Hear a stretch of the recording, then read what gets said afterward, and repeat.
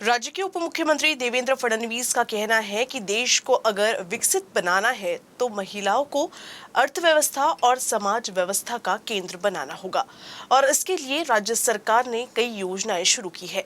देवेंद्र फडणवीस ने अमरावती में प्रचार सभा संबोधित करते हुए ये बात कही।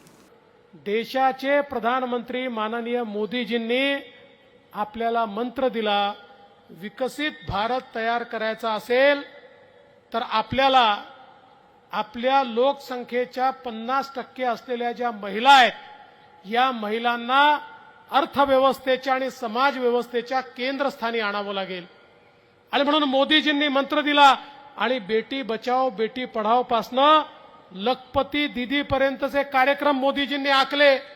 आपल्या महाराष्ट्रामध्ये 11 लाख आमच्या महिलांना लखपती दीदी केलं। येत्या काळामध्ये 1 कोटी महिलांना महाराष्ट्रामध्ये लखपती दीदी करण्याचं लक्ष्य आपण ठेवलेलं आहे की ज्यातनं आमच्या महिलांना अर्थव्यवस्थेच्या केंद्रस्थानी आणायचं आहे।